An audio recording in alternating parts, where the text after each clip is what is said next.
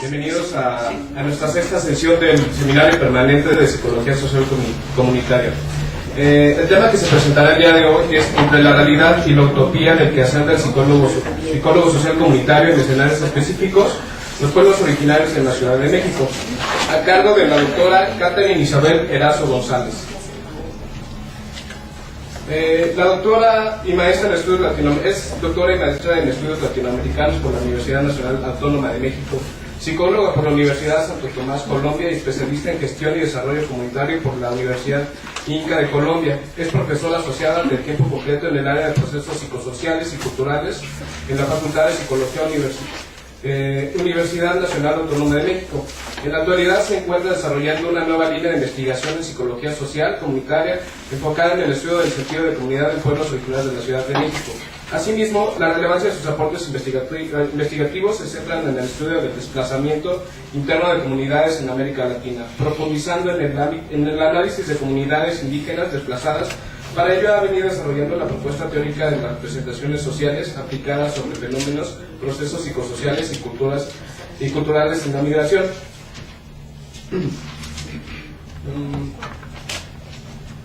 Se desempeñó como coordinadora de los consultorios de los psicológicos sociales comunitarios de la Universidad Cooperativa de Colombia. Ha fungido como asesora de tesis e impartido cátedra en el área de psicología social y psicología comunitaria de la Facultad de Psicología Universidad Pontificia Bolivariana, Universidad Cooperativa de Colombia y la UNAM, donde actualmente labora. Su productividad académica incluye también publicaciones en libros, revistas científicas y revistas especializadas con circulación internacional. Además ha participado en foros, talleres, coloquios y seminarios en varias instituciones educativas del país, como también ha fungido como conferencista y ponente en múltiples eventos nacionales e internacionales. Cedo la palabra a la ponente.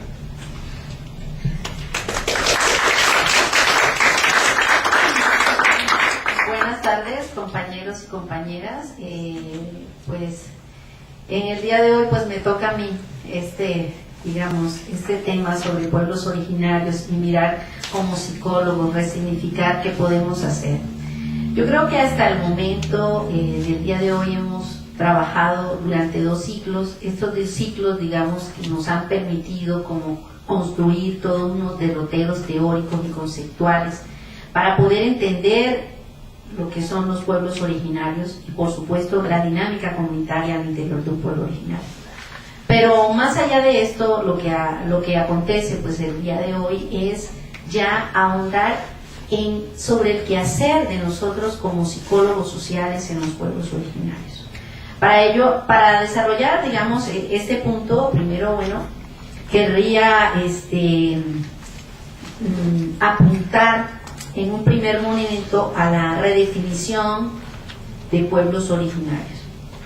Creo que hemos tenido aquí diversos ponentes, los cuales nos han hecho muchísimas contribuciones. Sin embargo, quedan algunas dudas. ¿A qué le llamamos pueblos originarios? ¿Cómo identificar o caracterizar un pueblo originario? Eso sería un primer momento. Un segundo momento me tomaría, digamos, algún tiempo en un escrito que ya había preparado con antelación, sobre la realidad y la utopía, esa relación que hay siempre inmanente en el quehacer del psicólogo social comunitario y, por supuesto, su correlación específica con lo que es el escenario de los pueblos originarios. Bueno, sobre el primer momento que les quiero platicar, ¿qué entender por pueblo originario? Si bien aquí hemos tenido conferencias de diversas índoles, por ejemplo, el doctor Rojas nos hablaba de pueblos originarios haciendo alusión, por ejemplo, a las comunidades zapatistas. Podríamos encontrar otros aportes como el doctor Andrés Medina, que nos hablaba de pueblos originarios desde otra perspectiva. Se preguntarán ustedes, desde la psicología, ¿a qué le vamos a llamar pueblos originarios? Y más, pues, obviamente desde la perspectiva específica que yo estoy trabajando. Para eso, pues, yo primero retomo el concepto de pueblos originarios, trabajado por Iván Gómez César, que ya ustedes lo tuvieron aquí hace 15 días, donde él define en un primer momento pueblos originarios como aquellos pueblos ubicados en la Cuenca de México que tienen una existencia prehispánica o que fueron, fundados durante las primeras 10, pues como los primeros años, bueno, vaya, cuando se dio todo el proceso de invasión aquí América Latina. Estamos ubicándonos entonces alrededor de la época de la colonia. Pero bueno, estos datos no podrían dejarse así si no los nutrimos con otras lecturas, por ejemplo, con las lecturas que nos da Andrés Medina, en donde define pueblo originario, ya no solamente desde estas concomitantes que nos da Iván Gómez César, que es uno de los pioneros en los trabajos de pueblos originarios, sino también que añade otros elementos. Y dice, pueblos originarios son aquellos que están caracterizados porque está compuesto su nombre por un nombre de un santo y un nombre náhuatl. Por ejemplo, Santa Marta Catitla, ¿no? Además de ello, digamos, uno de los aportes que hace Andrés Medina es que para caracterizar él a los pueblos originarios, él dice, en especial encontramos algo, el ciclo agrario. Y el ciclo agrario tiene en efecto un origen mesoamericano, pero también dice que no solamente podemos encontrar en los pueblos originarios los rasgos, digamos, de este ciclo agrario mesoamericano que se reivindica a partir de las fiestas patronales, del ciclo de invierno, del ciclo, por ejemplo, de Pascua, del ciclo mismo mesoamericano en los diferentes pueblos originarios, sino que también data de una organización comunitaria que subyace, digamos, a elementos muy sui generis que traen, por ejemplo, las comunidades religiosas, como la conformación de las cofradías, y no solamente conformación de las cofradías, sino también las conformaciones de las mayordomías. Esa es una característica fundamental. Ahora, nutriendo este discurso, creo que también los aportes de la doctora María Teresa Romero, que en algún momento tuvimos aquí, nos llevan a entender y a caracterizar e identificar lo que es un pueblo originario. Ella nos dice, para identificar qué es o qué no es un pueblo originario, pues hay que anotar ciertos elementos. Ahora, esto no quiere decir que estas categorías tienen que ser rigurosas, porque si vamos a un pueblo originario, en algunos encontramos ciertas categorías y otras no, precisamente por la evolución que han tenido los pueblos originarios en la misma Ciudad de México. Entonces, al respecto, ella nos dice, como características fundamentales de los pueblos originarios está primero su vida comunal. Un segundo momento que es, digamos, el intercambio simbólico que se da, por ejemplo, entre un pueblo originario y otro. Ese intercambio simbólico se da, por ejemplo, entre las mayordomías. Los mayordomos llevan un santo de un pueblo originario a otro. Pero ustedes dicen, bueno, ¿y a nosotros qué como psicólogos sociales comunitarios con esto? Cuando se da ese intercambio, es un intercambio simbólico en donde se crean las relaciones.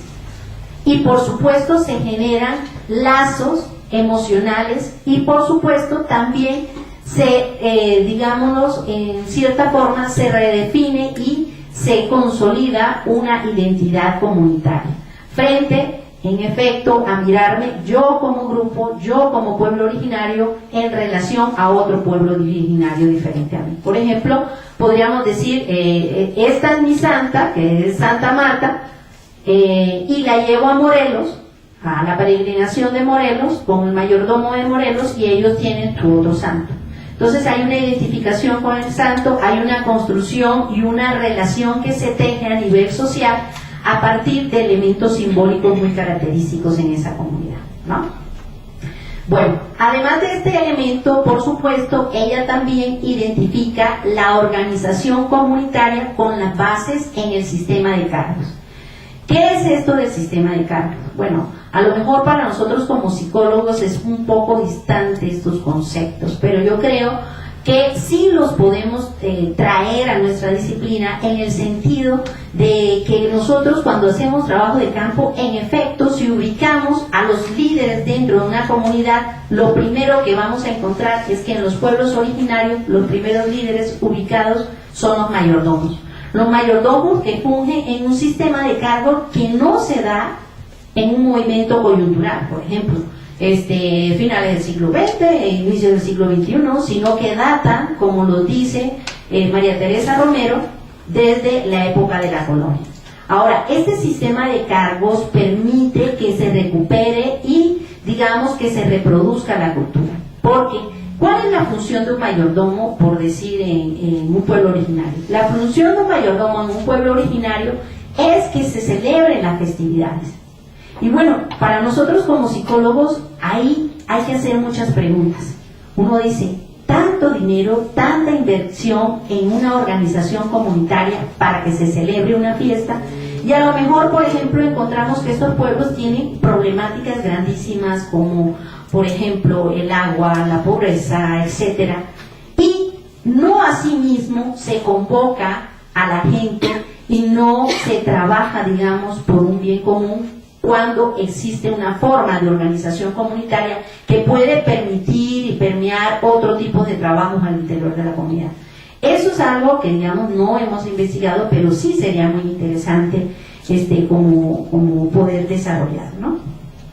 Otro de los elementos característicos también que ubica María Teresa Romero en los pueblos originarios es también, además de la presencia de esta organización comunitaria y mayordomías, un elemento fundamental y que digamos que como psicólogos sociales comunitarios nos da muchas luces: la presencia de las faenas y del tequio. ¿Qué quiere decir esto de las faenas y el tequio? La faena y el tequio es un trabajo comunitario. Ese trabajo comunitario no tiene una retribución económica. ¿Quiénes hacen ese trabajo comunitario? Los miembros de la comunidad.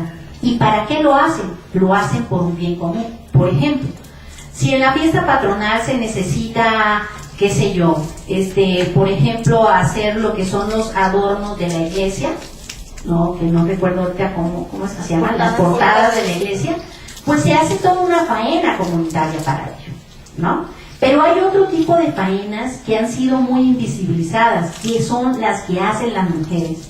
Porque en el sistema de cargos, a lo mejor, siempre cuando el que, digamos, está de mayordomo es un varón, se da prelación y se visibiliza ante la comunidad lo que hace el mayordomo. Pero detrás, no creo que tan detrás, más bien al lado está su esposa. Y su esposa, por ejemplo, hace una gran faena con todas las mujeres de la comunidad, se reúnen a preparar todo lo que son las comidas comunitarias y se ofrecen en la época de fiestas patronales, de carnavales, de peregrinaciones, etcétera, a toda la comunidad, no solamente del pueblo originario, sino también de los que reciben.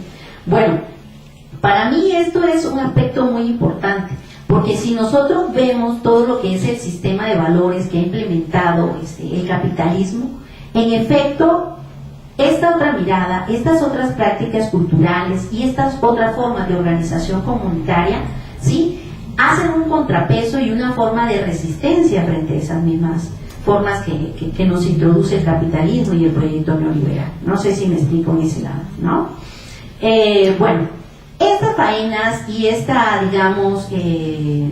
tequio también es muy posible verlo en lo que son la organización del trabajo que se desarrolla en los pueblos originarios que todavía conservan o ejidos o tierras comunales. La gente de la comunidad se organiza para trabajar las tierras. Ahora, esto no quiere decir que a lo mejor yo soy un pueblo originario y a fuerza tiene que haber tierra comunal y tierra individual. Ustedes saben, con las reformas agrarias que han existido, por ejemplo, a nivel de México, muchas de estas tierras han tendido a desaparecer, y más con todo lo que es el proyecto neoliberal. El proyecto neoliberal que va desbastando, obviamente, no le interesa que existan tierras comunales ni tierras ejidales. La propuesta está bajo otras formas. Bueno, y como últimos elementos de la caracterización que hace Teresa Romero, encontraríamos también las luchas que han, digamos, hecho a lo largo de la historia de estos pueblos por reivindicar lo que es su pasado mesoamericano, su pasado colonial, y también, por supuesto, las luchas por la tierra, por el territorio y por el uso de los suelos. Esto es algo muy importante. ¿Por qué? Porque entonces aquí nos iríamos ¿a qué llamar pueblos originarios? Entonces, si nos preguntamos por a qué llamar pueblos originarios, tendríamos que mirar la reivindicación que hacen los mismos pueblos originarios sobre sí mismos. Ustedes saben que es a partir más o menos del año, si no estoy mal, 1998, en donde se reúnen los pueblos originarios, ¿sí? No solamente, por ejemplo, de aquí, de lo que fue la cuenca de lo que es la cuenca de México, por ejemplo, los pueblos que están en Milpa Alta, Xochimilco, Tlalpan, etcétera, algunos, sino también otros que venían de Morelos. Y ellos, digamos, se autoascriben y se dicen pueblos originarios en esa reunión que tienen en ese año. Ellos empiezan a decir, nosotros no queremos ser llamados pueblos indígenas, nosotros queremos ser llamados pueblos originarios. Primero, porque eso de llamarlos pueblos indígenas siempre tiene una carga peyorativa. No podríamos obviar que en muchos escenarios de México encontramos, si bien un profundo racismo y discriminación hacia las personas que son indígenas, afrodescendientes, etcétera. Pero esto no solamente se ve en México. Yo digo que si nos vamos a otros lados de América Latina, encontramos también esta realidad. Entonces esa es una de las primeras reivindicaciones que ellos hacen. Yo no me quiero llamar así, yo me quiero llamar pueblos originarios. Y pueblos originarios porque también reivindicamos una lucha que es una lucha también ancestral, una lucha que porque hemos venido resistiendo mucho tiempo, ¿no? Si bien durante la colonia se organizó, digamos, la forma del territorio, ustedes saben que había unas, digamos, poblaciones donde solamente habitaban los españoles y otras donde solamente podían estar, digamos, habitadas por indígenas. A lo largo de la historia de la Ciudad de México, eso también se va reconfigurando. Pero es, por ejemplo, después de la revolución que hubo con Zapata, que también hay, digamos, un elemento que va a permitir que esto que se desdibujó en algún momento de la historia nuevamente vuelva a tener otro engranaje, ¿verdad? Bueno, esto es como un primer abreboca para que ustedes sepan a qué me refiero cuando hablo de pueblos originarios. Porque siempre ha quedado en mí esa duda sobre qué están entendiendo ustedes por pueblos originarios, más cuando estamos a lo mejor invitando a diferentes ponentes en donde unos hablan con sinonimia de pueblos originarios en relación a comunidades indígenas. Y quiero entonces aclarar que no estamos hablando de la misma cosa. Una cosa son los pueblos originarios desde la reivindicación de su nominación y otra cosa son las comunidades indígenas. Vale. Está haciendo bastante calorcito, así que me disculpan, pero yo voy a quitar esto y interrumpo aquí. Bueno. Otro elemento, además de ello, sobre la definición de pueblos originarios, es hablar sobre la realidad y la utopía del quehacer del psicólogo social comunitario en estos escenarios específicos. Bueno, por lo general se tiene, yo creo que una visión como un poco desvirtuada de lo que entendemos a lo mejor por utopía, ¿no? Pienso que la relación entre realidad y utopía hay que verla de forma dialéctica.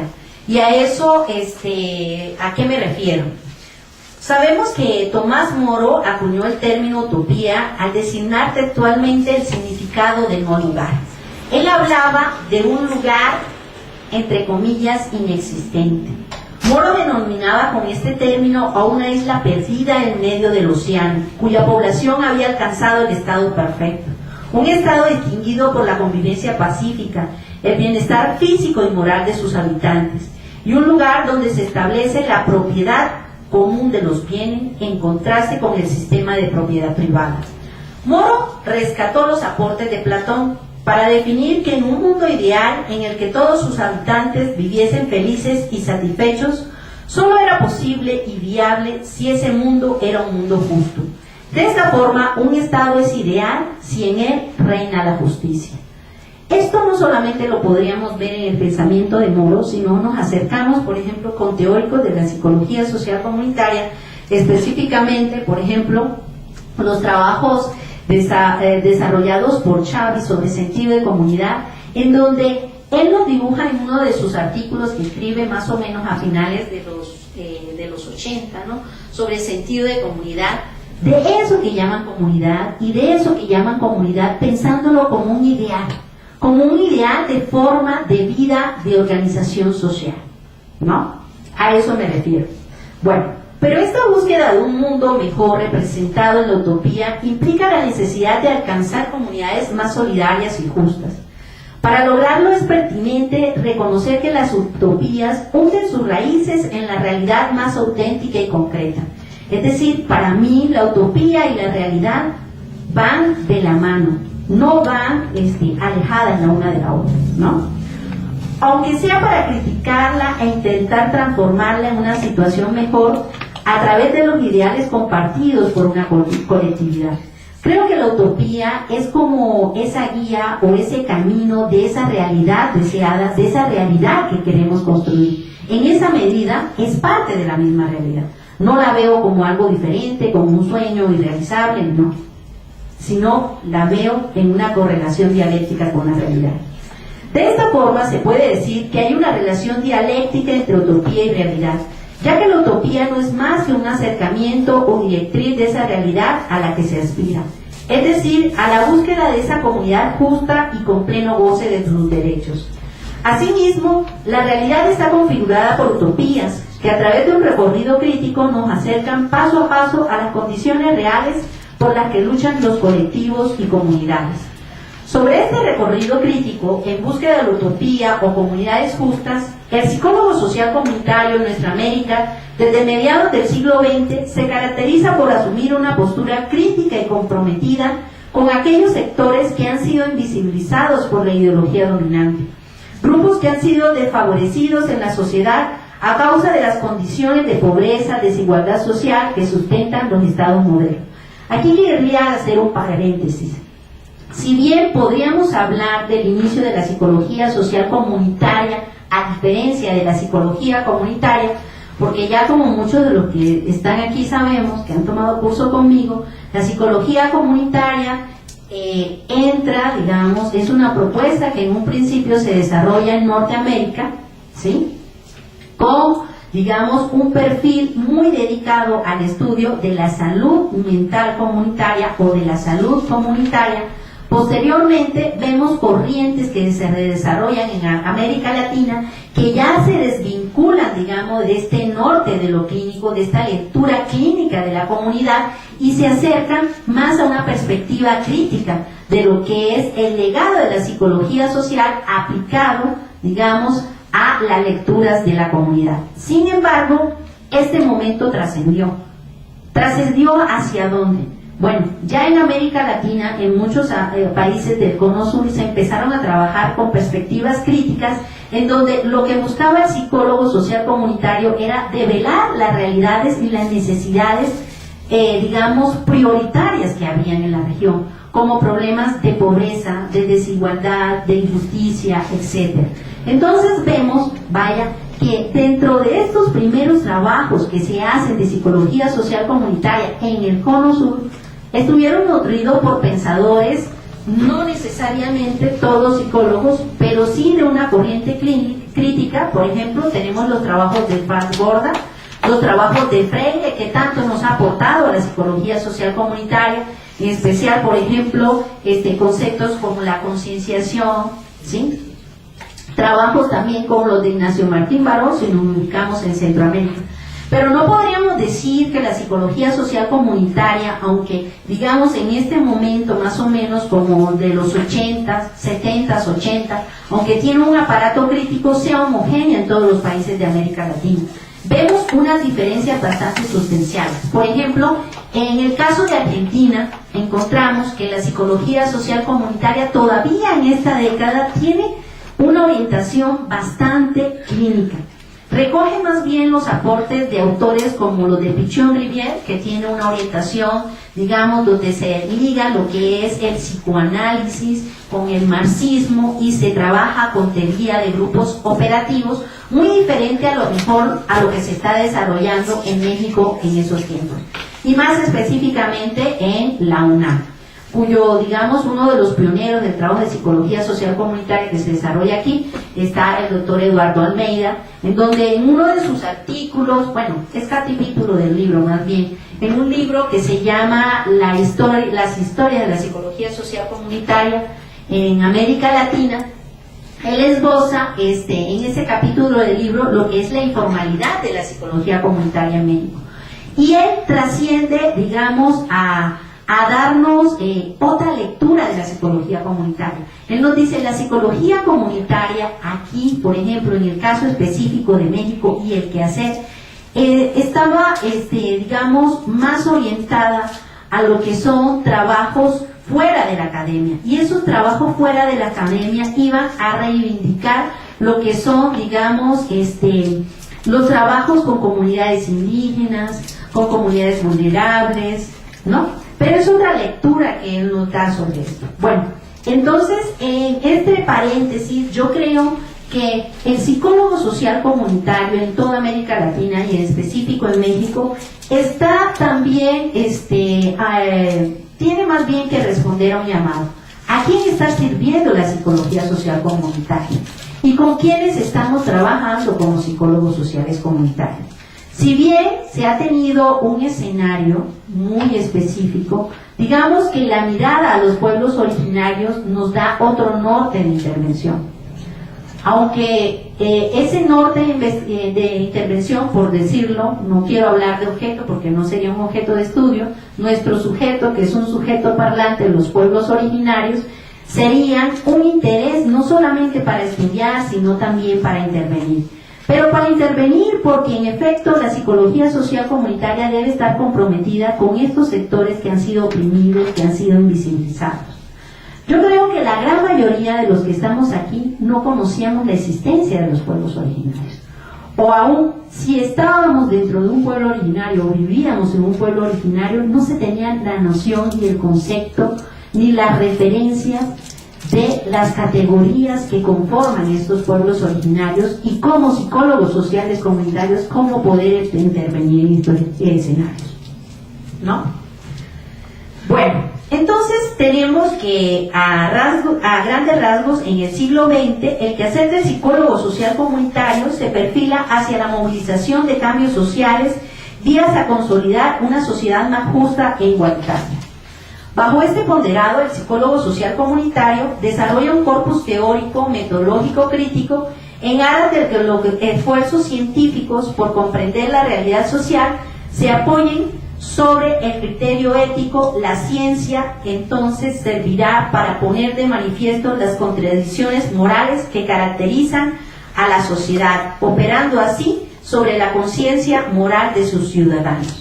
En este sentido, el quehacer del psicólogo social comunitario requiere revisar a la luz de los embates que representa la dinámica del capitalismo voraz que permea las tendencias de desarrollo científico y disciplinar y que además pone en decadencia las formas de organización comunitaria que cuentan con un legado mesoamericano como son los pueblos originarios.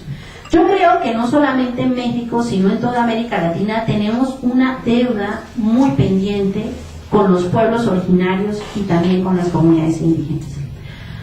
Hemos dejado de lado a lo mejor estos sectores o se ha hecho una lectura de los pueblos originarios y de las comunidades indígenas desde lo no indígena, desde lo no originario.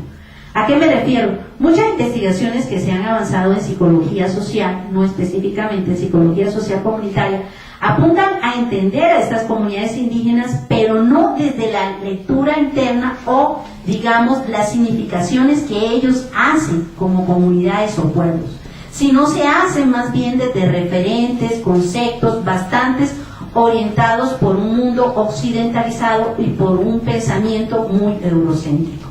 Entonces creo que ante ello también tenemos, digamos, una necesidad que asciende como psicólogos sociales comunitarios. Es resignificar también este sentido que le damos a las lecturas de nuestros sujetos a intervenir o de nuestros sujetos a estudiar. Porque creo que en esa resignificación hay que hacerlo con ellos, desde ellos y para ellos. No sé si me explico, ¿no? Bueno, de esta manera, el nódulo central de esta discusión debe centrar su atención en que la conciencia de la praxis del psicólogo social comunitario debe desembocar en una crítica constante de sí mismo, de su capacidad de captación de la praxis y de su inserción en ella, de criticar la posibilidad real que se tiene desde ese quehacer para movilizar cambios sociales a partir de la identificación de las problemáticas e intereses de los colectivos, a pesar de las fuerzas en oposición que buscan mantener el status quo en una sociedad permeada por el avance del capitalismo. Se puede decir que en nuestra América el devenir histórico marca reiteradamente con problemas como son la pobreza, ya les decía, la desigualdad, la presencia de regímenes autocráticos y dictatoriales. Estos problemas del ayer, aunque de manera diversa, siguen estando en el presente y a su vez la psicología social comunitaria ha desarrollado un corpus teórico, crítico y praxeológico que se ha venido consolidando para dar respuesta a estos malestares sociales. Sin embargo, coexisten en el escenario otras demandas sociales como la invisibilización de los pueblos originarios en zonas urbanas y la fractura del tejido social en muchas comunidades con características étnicas diferenciadas, las cuales no han sido resueltas por una propuesta desde la praxis y la teoría de la psicología social comunitaria que permite comprenderlas, analizarlas e intervenirlas. En ese sentido, precisamente, este seminario busca la formación, ¿sí?, sobre digamos, quehacer específico del psicólogo social comunitario en un escenario. Pueblos originarios, para entenderlos, para poder visibilizar la situación de ellos y para también poder fortalecer sus formas como su sentido de comunidad, sus formas de organización comunitaria, que uno puede pensar que con los avatares de los tiempos, con todo este proyecto neoliberal, pueden irrumpir en su tejido social y, por ejemplo, desborrar muchas de sus historias, muchas de sus identidades, porque no podríamos hablar de una identidad de los pueblos originarios, sino de diversas. Entonces creo que ahí hay muchísimo que hacer como psicólogos sociales comunitarios. Bueno, también ante ello, bueno, yo creo que como psicólogos sociales comunitarios, para podernos adentrarnos en este quehacer, primero tendríamos que apuntar a, digamos, como psicólogos, si ya nosotros tenemos un legado, digamos, que ya dejan los antropólogos, los sociólogos, los historiadores sobre lo que son los pueblos originarios, la caracterización de los pueblos originarios, ¿qué contribuimos nosotros en ese escenario? ¿Qué hacemos? Y yo digo que hay que partir primero sobre un debate sobre cómo conceptuar a la comunidad y, digamos, podríamos hablar de los pueblos originarios como una gran comunidad, o podríamos hablar de que en los pueblos originarios hay diversas comunidades. Ante ello yo, primero, digamos, para incitar a este debate, recurro a planteamientos que hace Hombrados, que ha sido una, digamos, de las teóricas que más ha trabajado el concepto tanto de comunidad como de sentido de comunidad, pero la planteo, bueno, no porque siga su legado, sino para debatirle más bien su propuesta, ¿no? En específico digo, Hombrado refiere que en la ciudad la solidaridad típica de la comunidad rural, la Gemeinschaft, del que tanto habló Tonis, que fue uno de los que primero habló sobre comunidad a diferencia de asociación, es sustituido por mecanismos de competición y control social formalizados que obligan a que cada individuo deba afiliarse a una pluralidad de grupos que satisfacen diversas funciones que le son necesarias para su supervivencia.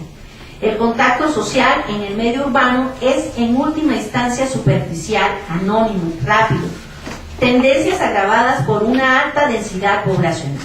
Eso nos dice Hombrados.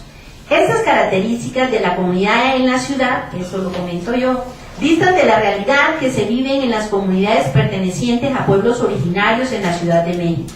En efecto, para hablar de comunidad en la ciudad, se debe contextualizar el escenario desde donde se comprende la realidad, ya que es tan complejo el fenómeno que cerraría si se pretende ofrecer supuestos universales a realidades concretas y específicas. A diferencia de la argumentación de Hombrados, se puede sostener la existencia de otra dinámica psicosocial en escenarios específicos de la ciudad, pues los pueblos originarios se caracterizan por tener un alto grado de cohesión entre sus miembros. Sus vínculos se dan por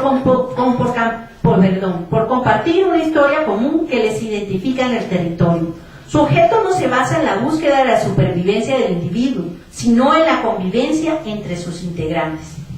En este escenario, el medio urbano no difumina el ser colectivo o un sentido de nosotros, pues no existe el anonimato en los pueblos originarios. El contacto social es estrecho y las relaciones simbólicas recreadas a través de los rituales realizados en las peregrinaciones, fiestas patronales, cobran sentido en el ser de la comunidad. Así, una de las características que destacan a los miembros de los pueblos originarios en el marco de la megalópolis es una poderosa cultura y conciencia comunitaria, al grado que bien podemos conocer aquí una doble ciudadanía. La condición de originario se valida a través de requerimientos relacionados con las condiciones corporadas de la comunidad, es decir, el haber nacido en su territorio y estar emparentado con familias troncales, así como participar en las diferentes organizaciones comunitarias, tanto de las de carácter religioso como las relacionadas con la política. Entender cómo puede existir esta dinámica comunitaria en la Ciudad de México en pleno siglo XXI es un reto para el quehacer del psicólogo social comunitario, quien requiere revisar las huellas de la historia para dar cuenta cómo se consolidan estas formas de relación a pesar de los procesos de globalización que permean las relaciones culturales y que traen consigo el fenómeno de asimilación occidental como ideal de progreso. Bueno, yo creo que, nosotros como psicólogos necesitamos permanentemente tener un diálogo interdisciplinar. En ese diálogo interdisciplinar apunto de que en efecto hay que recuperar las historias de los pueblos originarios, pero para recuperar no la historia hecha desde arriba, sino la historia construida por ellos desde abajo, desde lo que son las memorias colectivas. Porque en las memorias colectivas de los pueblos originarios podemos también recuperar lo que es el sujeto, la reconstrucción del sujeto colectivo, ¿verdad? Y no solamente eso, sino que cuando se hace este ejercicio, por ejemplo, con ellos, en efecto, esto va a permitir que se genere una mayor, un mayor fortalecimiento de lo que son sus formas de organización comunitaria, de sus formas de velar, sus prácticas culturales y, por supuesto, de las relaciones estrechas que construyen con su entorno y también con los mismos miembros de la comunidad. Creo que aquí, sobre el quehacer del psicólogo social comunitario, hay mucho que trabajar. Digamos que aquí en la Facultad de Psicología se han empezado a adelantar las primeras investigaciones. Hay varios de los compañeros que están aquí sentados que adelantan sus proyectos de investigación en pueblos originarios, y las primeras investigaciones van a lo que es el estudio en específico de lo que es el sentido de comunidad en los pueblos originarios. Sabemos que como psicólogos sociales comunitarios, digamos que uno de los derroteros conceptuales que tiene la psicología en esta área disciplinar está lo que es el sentido de comunidad. Y por supuesto, como psicólogos sociales comunitarios, no solamente buscamos estudiarlos por el mero hecho de una abstracción, de construir teorías sobre el sentido psicológico de comunidad en estos pueblos originarios, sino también de buscar fortalecer este sentido de comunidad que existe, y no solamente de fortalecerlo, sino también de ampliarlo en la medida que reivindicamos sus prácticas etnoculturales. Cuando me refiero a las prácticas etnoculturales, me refiero en específico a lo que son sus fiestas patronales, sus peregrinaciones, sus faenas, la celebración de sus carnavales, los tequios que también realizan, las comidas comunitarias, ¿sí? Que son muy importantes, no solamente para fortalecer la identidad de ese México profundo del que hablaba Bonfil Batalla, sino también para fortalecer el sentido de comunidad y para fortalecer lo que sería un proceso de resistencia cultural ante un proyecto neoliberal en expansión. Bueno, yo quisiera dejar hasta allí. Me gustaría a lo mejor más bien entablar una plática con ustedes sobre algunas inquietudes, reflexiones, no sé, que tengan sobre pues esta pequeña disertación que les doy el día de hoy.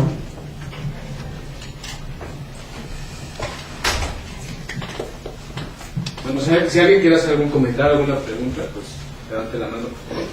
Y paso a su lugar.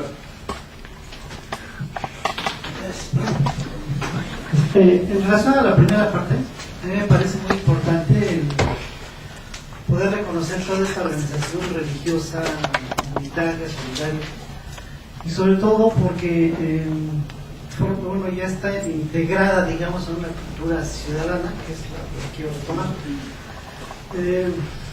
Y yo desearía saber si hay alguna experiencia exitosa de ese sincretismo entre la organización religiosa y la organización civil, en el sentido de que a nivel delegacional seguramente se han percatado de esas posibilidades, pues.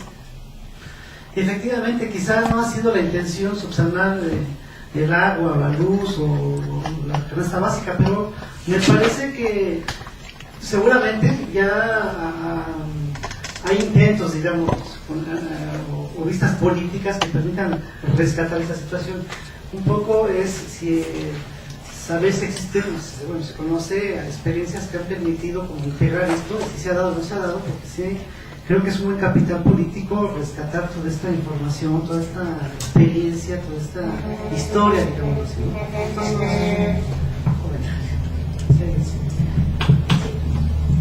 ¿Quieren? Voy respondiéndolas así porque tenemos harto tiempo. Bueno, de hecho, aquí hay algunos compañeros que han trabajado en una experiencia que desarrollamos en Santa Marta, Catitla. Nosotros allí tenemos un programa de formación de promotores comunitarios, donde voluntariamente miembros de la comunidad acuden pues han acudido ahí. Llevamos trabajando, ya vamos a tener 2 años de estar trabajando en Santa Marta, Catitla. Híjole, ¿cómo pasa el tiempo? Pero bueno, lo rescatable de aquí es que yo pienso que se han generado procesos de concienciación en este grupo de promotores comunitarios. Ellos, por ejemplo, han logrado, digamos, develar su realidad, encontrar sus problemáticas, ubicar las problemáticas y ubicar también las fortalezas que tiene la comunidad. Me explico, la fortaleza de la comunidad podríamos hablar de esta forma de organización comunitaria, por ejemplo, en específico que tienen para celebrar sus fiestas religiosas, y no solamente sus fiestas religiosas, sino para hacer otro tipo de faena, porque cuando hablamos de la lucha por la tierra, por el territorio, para que se preserven los territorios ejidales y comunales, pues también es otra cosa, no es solamente la fiesta, ¿no?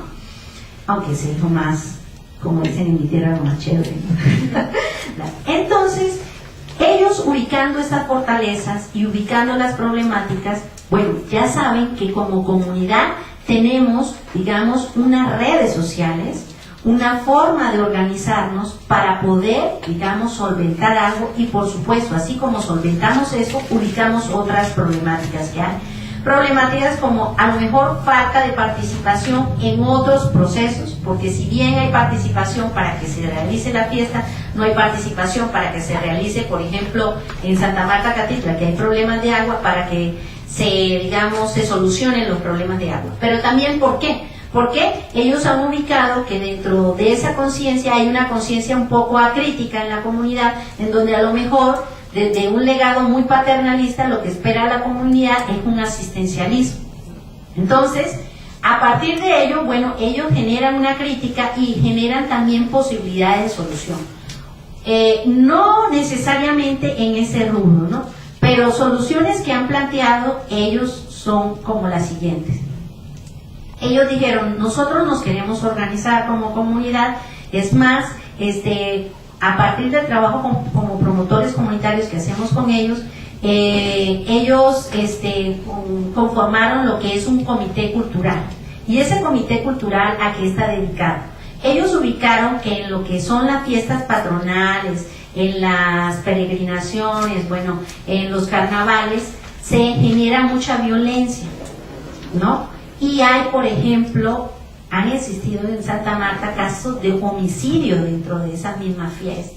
Entonces lo ubican como problemática. El alcoholismo, por ejemplo, que empiezan a tomar mucho los chavos y ya van perdiendo el sentido que tienen esas prácticas. Entonces ellos se convocaron para conformar ese tipo de asamblea, y a partir de ellos, de un programa autogestivo que no fue propuesto por nosotros, se empoderaron a empezar a trabajar con la comunidad sobre estas problemáticas específicas. Eso es, por ejemplo, un ejercicio exitoso que hemos tenido en Santa Marta Catedral. Y ya es un proceso de autogestión, porque ya no depende de lo que nosotros empezamos a hacer con ellos, sino que ellos, ¿sí?, se juntaron, se organizaron para participar en la solución de estas problemáticas. Y pues para nosotros es muy importante y es muy relevante encontrar esto. Y bueno, y llegar hasta este punto, porque sabemos que como psicólogos sociales comunitarios buscamos movilizar hacia los cambios, pero no los cambios pensados por lo que nosotros tenemos como ideal de sociedad, sino los pensados por lo que ellos quieren de su comunidad, para su comunidad, ¿no? No sé si pude responder eso.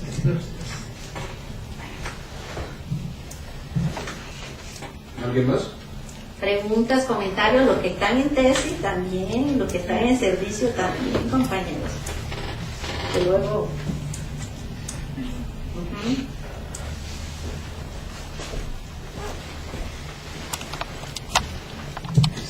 Bueno, mi pregunta va en el sentido de que ¿cuándo podemos ya empezar a sistematizar algún trabajo?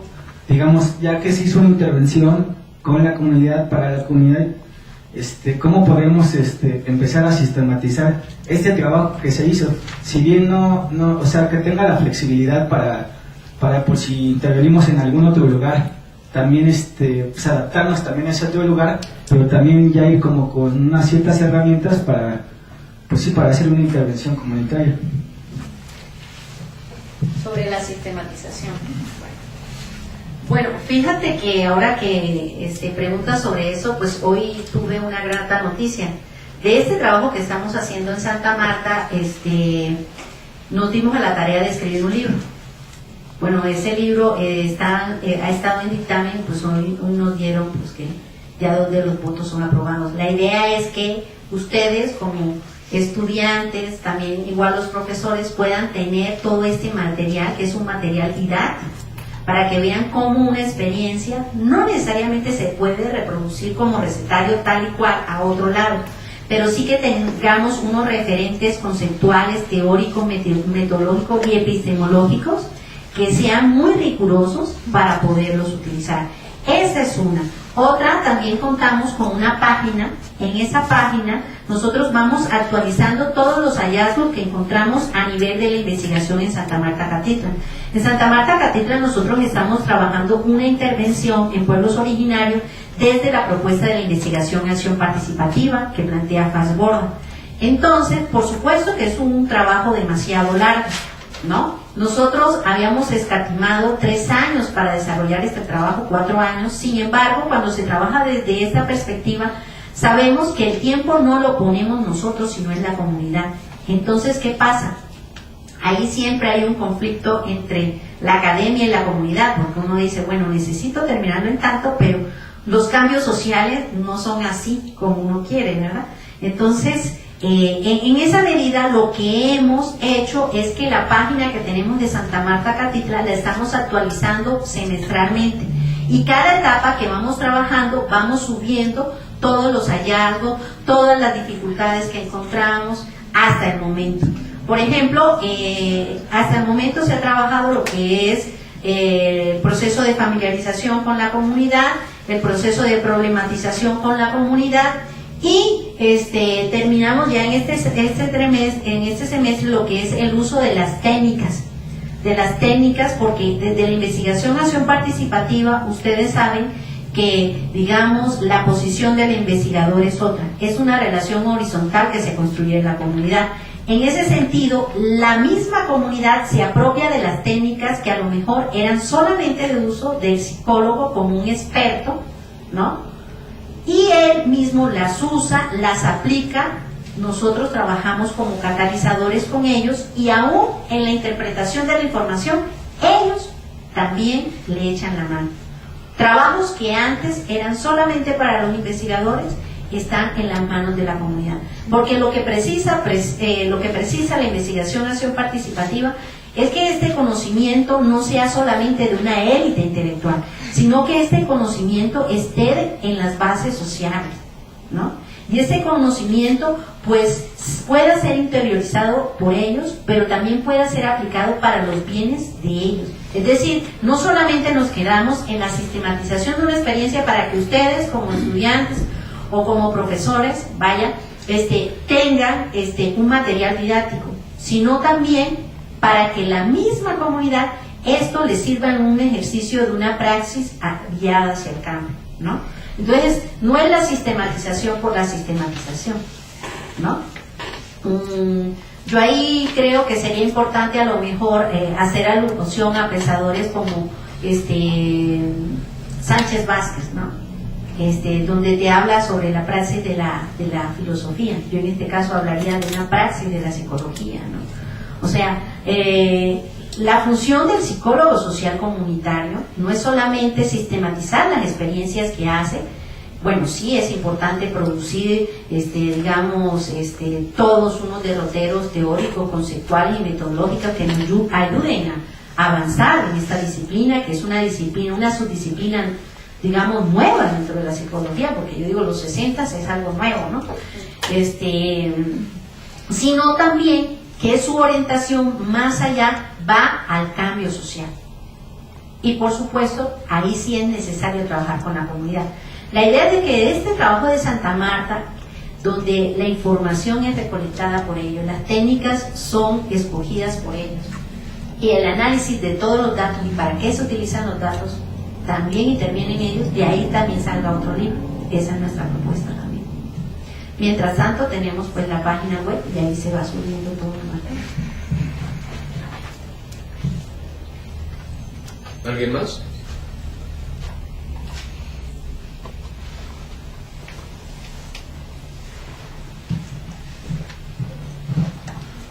Pues ya se enteraron las compañías de... Una pregunta sobre el quehacer del psicólogo social comunitario en el trabajo en comunidad. Está relacionada específicamente con la cuestión de la problematización. A mí me ha quedado bastante claro que el momento de trabajar en comunidad se tiene que hacer desde ellos, para ellos, con ellos, en todo momento. Es parte del ideal y del propósito mantener una relación horizontal. Aquí la cuestión es, en círculos académicos tenemos muy claro que hay niveles de conciencia, niveles de conciencia, que hay procesos, que hay prácticas comunitarias que están ideologizadas, naturalizadas. Nosotros podemos verlas así, como ideologizadas y naturalizadas, que obedecen a intereses pues ya bastante arraigados en la práctica. La pregunta es muy concreta.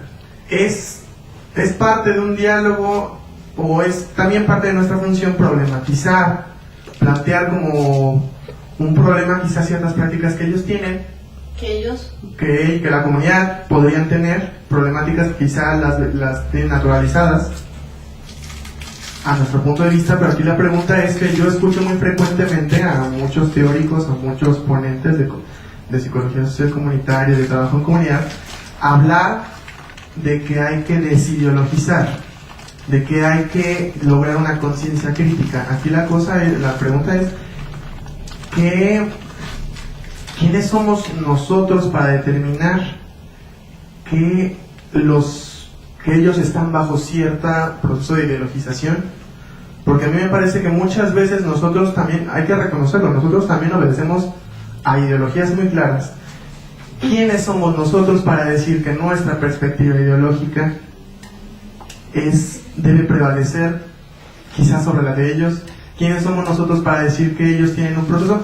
Que tengo claro, nosotros no llegamos a decir ustedes tienen un problema y lo tienen que cambiar. Nosotros nos esforzamos o planteamos un diálogo. A mí me parece que planteamos un diálogo, pero muchas veces nos olvida que nosotros también tenemos ideologías y que quizá también se tiene que cuestionar lo que uno también va a plantearles. No sé si me estoy explicando, porque se habla mucho, se habla mucho en el círculo académico, ellos están en una conciencia acrítica, por ejemplo. Aquí la cosa es, ¿quiénes somos nosotros para decir eso? Esa es la pregunta.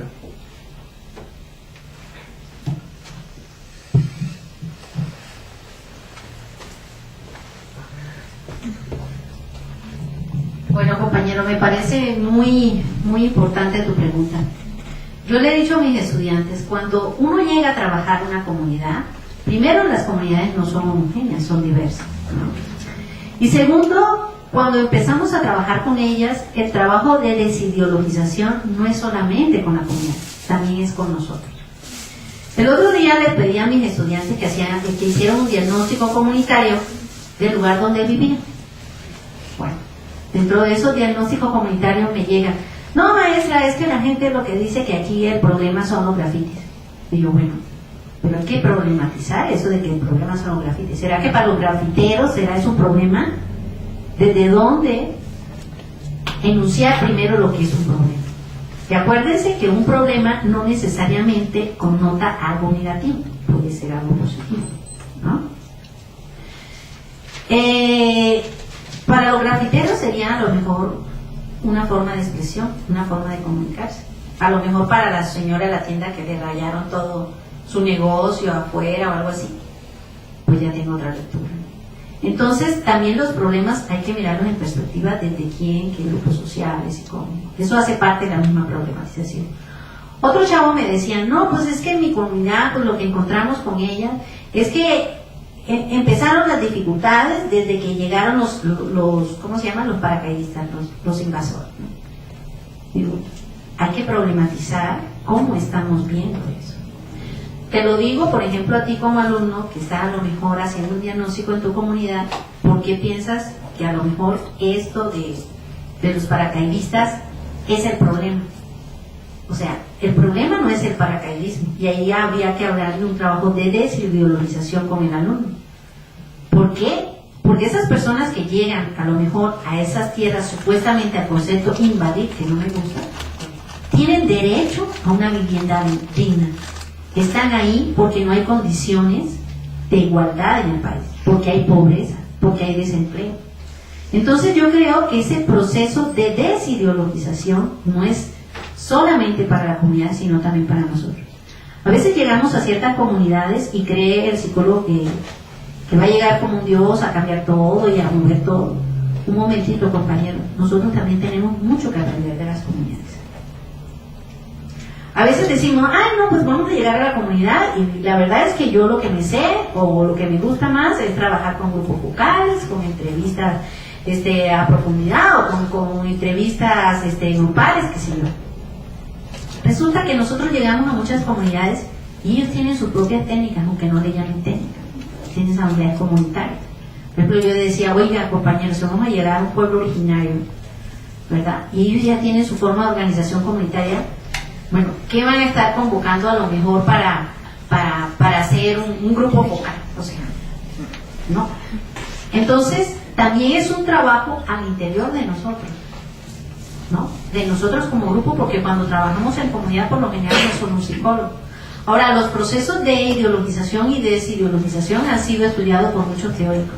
Por ejemplo, los trabajos que adelantó Ignacio Martín Baró, los trabajos también igual de Freire, ¿no? Si por ejemplo llegamos en efecto a una comunidad y les preguntaron, bueno, lo digo muy a la ligera, ¿no? Pero no lo tomen así textual, ¿cuáles son los problemas que tienen? Trabajamos un árbol de problemas con la comunidad y nos dicen, no, pues nuestro problema aquí es la pobreza. Y bueno, y empezamos a ahondar y hacer como una mayéutica sobre ese problema con la comunidad y nos dicen, no, pues es que estamos pobres porque así Dios lo quiso. Y a lo mejor, pues, cuando pasemos al otro mundo ya todo sea diferente. Por supuesto, en efecto, ahí podemos analizar. Y no solamente analizar nosotros aparte, sino analizar con ellos en qué estado está su conciencia, ¿no? Pues, obviamente, pues ahí lo que vemos es una conciencia ingenua, ¿no? No hay la posibilidad de ver otros elementos como una crítica a una realidad, donde se vean, por ejemplo, las diferentes fuerzas sociales, cómo emergen, por qué se da, qué grupos hay. Entonces, no se trata de decir que el psicólogo vaya, entre comillas, tiene el poder saber, sino que creo que dialécticamente hay que mirarlo con la comunidad. Pero cuando trabajamos con la comunidad y sabemos lo que hemos hecho, trabajo de campo, que el trabajo no solamente se hace con ellos, el trabajo también se hace diariamente con nosotros. porque nosotros también vamos con ciertos prejuicios, vamos con, digamos, ciertos esquemas mentales sobre algo, ¿no? No sé si respondía a tu pregunta. ¿Podría preguntar un poco más? Sí, puedes preguntar otro poco más.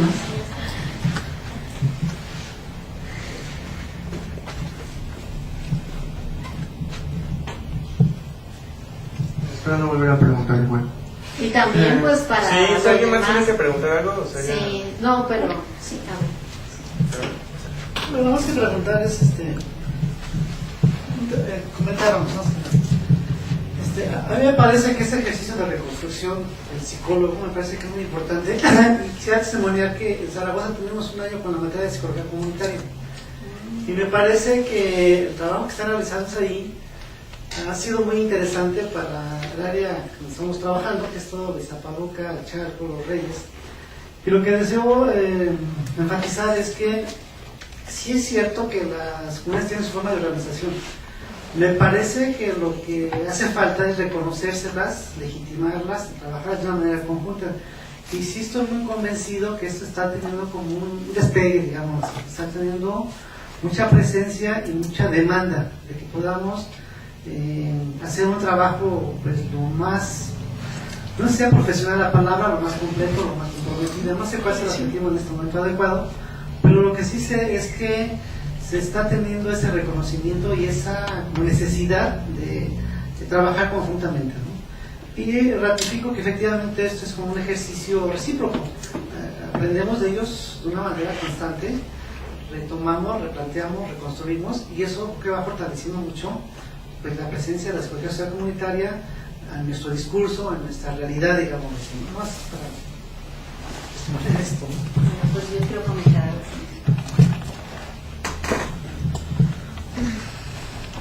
Pues señor, enhorabuena, la FES Zaragoza se nos une también en este trabajo en psicología social comunitaria.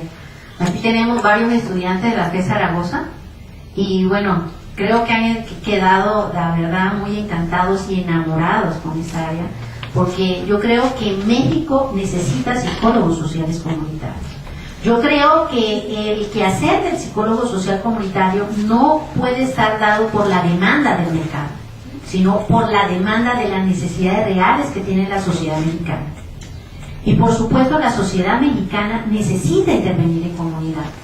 Nosotros vamos a otros contextos y leemos también artículos, por ejemplo, de Maya Jariego, donde nos habla y nos pone entre paréntesis el declive de las comunidades. Y nos habla de la emergencia de otros tipos de comunidades. Pero yo ante ello, yo digo, en México hay un legado comunal impresionante que no se puede perder.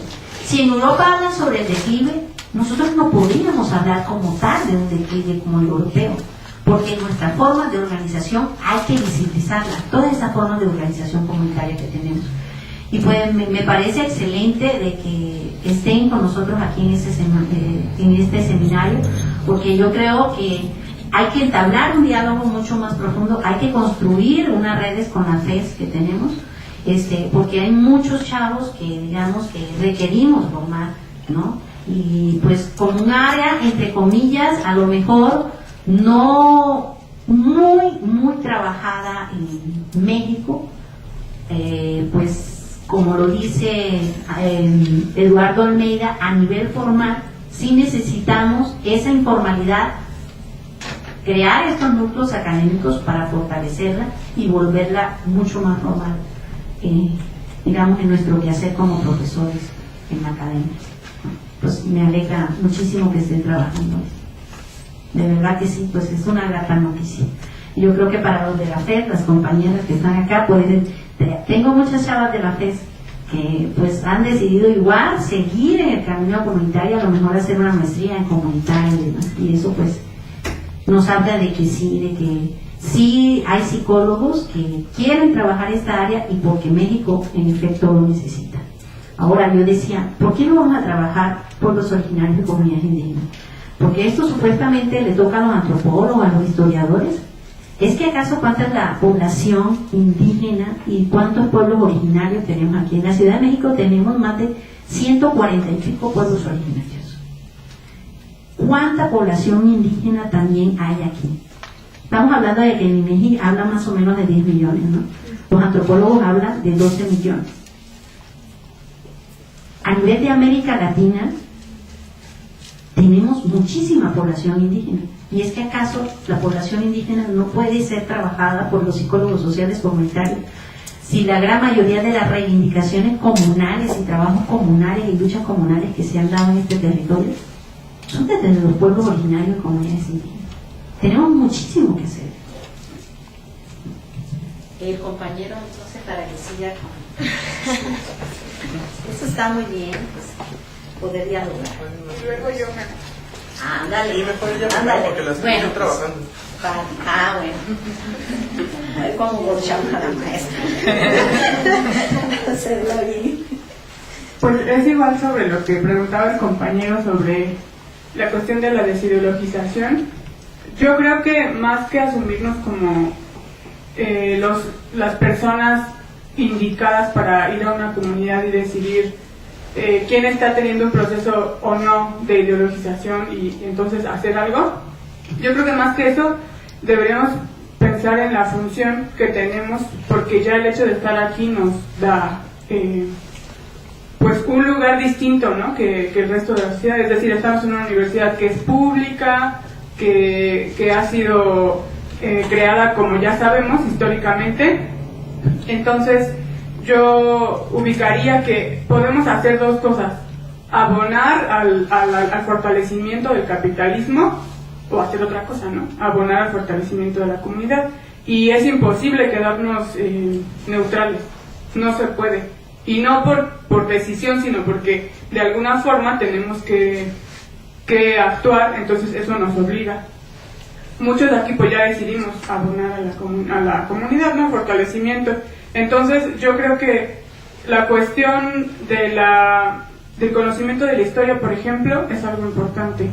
Que más que ser algo dirigido, es decir, que más que llegar a la comunidad y decir esto está mal por los valores que nosotros mismos tenemos, yo creo que algo importante, por ejemplo, es conocer la historia y entonces nosotros mismos poder decidir cómo ver ese proceso, porque la realidad está ahí y es cognoscible para todos.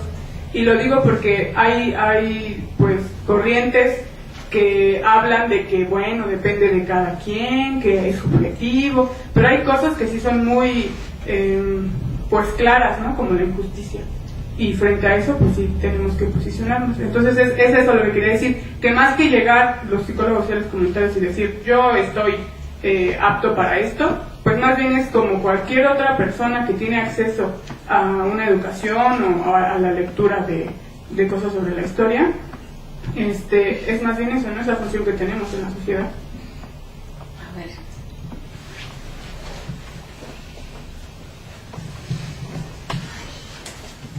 Bueno, frente a lo que dice la compañera, pues tengo dos cosas que anotar. Pues yo creo que eso nos repetiría primero al dilema de las ciencias positivas. Las ciencias positivas plantean que el interventor o el investigador, o en este caso específico el psicólogo, son, digamos, los que establecen los objetivos, la forma de intervenir, y aún pueden diagnosticar ellos solos lo que sucede en la comunidad. Ustedes saben que si nosotros trabajamos desde una perspectiva psicosocial comunitaria, nos alejamos desde esta perspectiva bastante positiva, ¿no? Desde estas concepciones de las ciencias duras, de las ciencias básicas, ¿no? Porque para hacer un diagnóstico, para hacer una intervención, siempre trabajamos con la comunidad.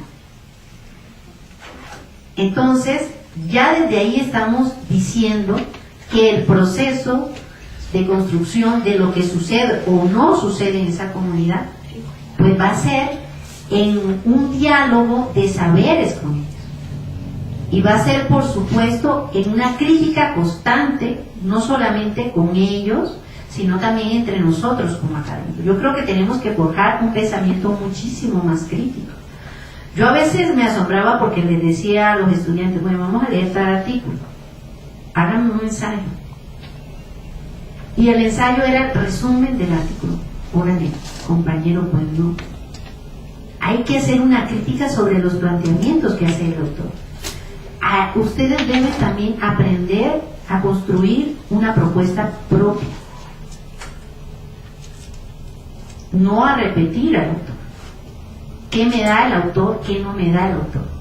Entonces, cuando vamos a las comunidades, si nosotros vamos desde esa perspectiva positiva, pues sí vamos a decir, sí, a lo que le pasa a la comunidad es esto, pero sabemos que desde una perspectiva participativa y guiada a la acción, tenemos que hacerlo y construirlo con ellos. Ahora, tampoco podemos ser ingenuos y decir, no, las comunidades son ideales y como una comunidad ideal, todo está homogéneo y pues no habrá habrá necesidad de hacer procesos de desideologización. Ustedes saben, podemos encontrar comunidades empoderadas, críticas, que se movilizan a la acción, pero otras que no. De hecho, los primeros trabajos que hizo Paz Borda en Colombia, más o menos alrededor de los 60, fueron con comunidades que ya estaban comprometidas con una lucha social. Entonces el investigador lo que hacía ahí era un acompañamiento o en su caso catalizador de los procesos que se vivían en esa lucha. Entonces empezó desde una acción y se llegó a una reflexión para generar como ese círculo reflexión, acción, acción, reflexión. Pero no siempre encontramos eso. Hay comunidades, por ejemplo, cuando se fueron a trabajar a las Riscortines, la cooptación, la falta de participación en la gente, el individualismo. Pero tenemos que en los pueblos originarios hay una gran potencialidad, porque son comunidades con un trabajo comunal de base. Comunidad no es igual a comunalidad, ¿no? Entonces sí creo que hay pues en efecto que hacer esas diferenciaciones, compañera, para pues cuando vamos a campo, ¿no? Y por supuesto también hay que preguntarse uno a quién sirve el psicólogo social comunitario. No es igual, no podríamos decir que es igual un trabajo de un psicólogo social comunitario que trabaja en Cedesol, a lo mejor, o un trabajo de un psicólogo social comunitario que trabaje con comunidades de base en una sociedad civil. Entonces ahí nos preguntamos por otra cosa, que es la postura ética que asume el psicólogo frente a la comunidad, ¿no?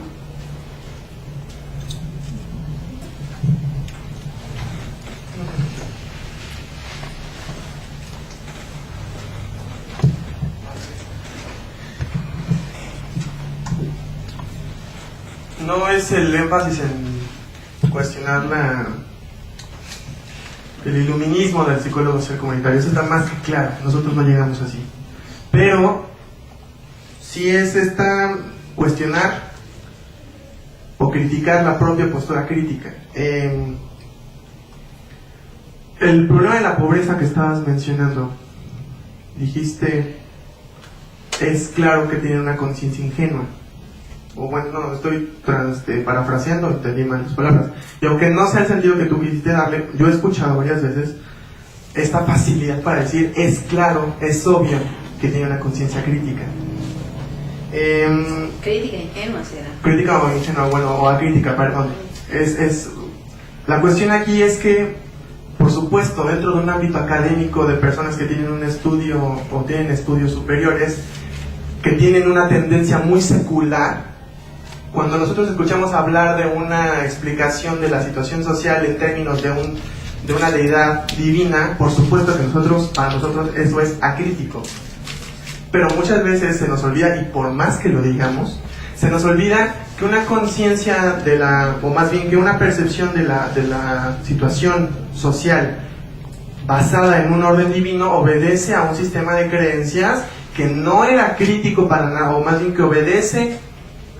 O sea, la cosa es que nosotros hablamos de crítico y se nos olvida que esta idea de que nosotros y no Dios, no otras deidades, son los que deben de controlar nuestro destino, obedece a una ideología también que parte de esta secularización. Y nosotros ahora creemos que todo discurso religioso o todo discurso de explicación del orden social con base en una deidad está ideologizado, y que el nuestro no. que nosotros con la idea de que el hombre o la comunidad debe de ser dueña de su destino, porque así dice, la comunidad debe ser dueña de su destino, nosotros creemos que esa es la postura crítica, y como postura crítica debe de ser la ideal, debe de ser la que debe seguir, y la comunidad debe cuestionarse y de llegar a ver a nuestro nivel, porque ese es el gran problema que tengo, es con esa idea del nivel de que nosotros estamos en una postura crítica y del nivel de que ellos no. Eso llega a pasar, o sea, se llega a decir. La pobreza es un problema un poquito más difícil de hablar de este ejemplo, porque es hegemónico pensar que la pobreza ahorita no es adecuada. La desigualdad existe, que la injusticia es mala, pero si nos remontamos a un par de siglos o más siglos atrás, la pobreza no era para nada problematizada y no había necesidad de criticarla. A un problema que sí lo encuentro muy problemático, vaya, en cuestiones de género, por ejemplo, la cuestión de los dotes. El dote para nosotros que vivimos en una sociedad que tiene o más bien en una facultad, que estamos en una facultad con amplia carga de teoría de género que ha impulsado eso, para nosotros inmediatamente cuando llegamos a una comunidad donde, porque salió en las noticias recientemente la cuestión del dote que seguía dándose en Chiapas, por ejemplo, para nosotros nos puede parecer una cuestión que atenta contra derechos humanos, y nosotros podemos tener un afán desideologizador, o podemos diagnosticar luego que ese proceso está ideologizado y que deben de separarse de ese proceso, que deben de llegar a una postura más universal de derechos humanos, de equidad de género. Y a mí me parece que lo hacemos muy fácil. ¿Qué tal? Planteo esta pregunta, me está costando hilar las cosas, ya se nota, pero muy puntualmente, que si nosotros estamos al servicio de la comunidad, ¿qué pasa si la comunidad lo que nos pide no es más bien una labor donde nosotros como psicólogos vayamos a mantener esta situación, por ejemplo, de desigualdad de género, que para nosotros nos podría resultar problemática? ¿Qué hacemos? Porque realmente para nosotros, por nuestra formación ética, etcétera, la desigualdad de género, la cuestión de dotes puede ser algo que no debería fomentarse más. Pero si estamos al servicio de la comunidad, ellos no lo pueden pedir. Y lo veo bastante factible que así suceda. Perdón por no ir a Flavia, me esforcé.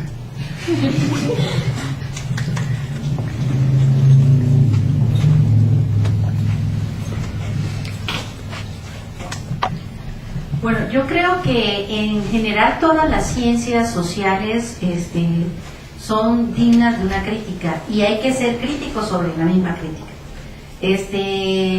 Me gusta mucho citar a un autor, Wallenstein, sobre pensar las ciencias sociales, porque vemos que dentro de la construcción de las ciencias sociales, muchas obedecen un sistema social, económico y político muy particular, ¿verdad? Aun si nosotros pensamos en el nacimiento de la psicología, de la antropología, ¿no? Podemos ver obviamente un sistema ideológico que permea nuestras ciencias, ¿no?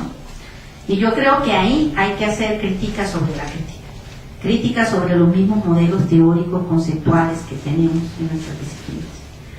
Bueno, sin embargo, esto no creo que hay que verlo en abstracto. En la pregunta que tú dices, por ejemplo, si en una comunidad nos piden mantener la desigualdad de género, pues ¿qué hacemos ahí? No hay que verlo en abstracto, porque hay que verlo en casos concretos. Un ejemplo. El otro día, pues estaba trabajando yo con una comunidad social en Chiapas, en los Altos de Chiapas.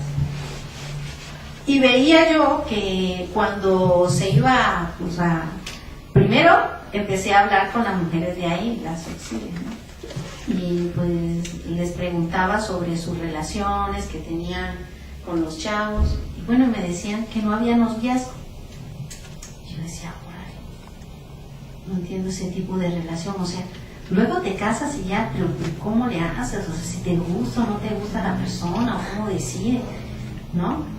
Yo decía, pero no, nada, un beso, una salida, una invitación, así sea, qué sé yo, a recoger nopales, ¿no?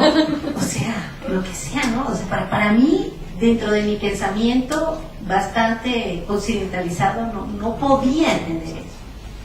Y bueno, y le preguntaba a otra chava, bueno, ¿tú qué te casaste? ¿Cómo fue eso? No, pues fueron a visitar a mis papás con las pocas mujeres que podía hablar, porque la verdad que no sé tzotzi, entonces las que poco hablaban español, así entre, y alguna palabrita que yo aprendí en tzotzi.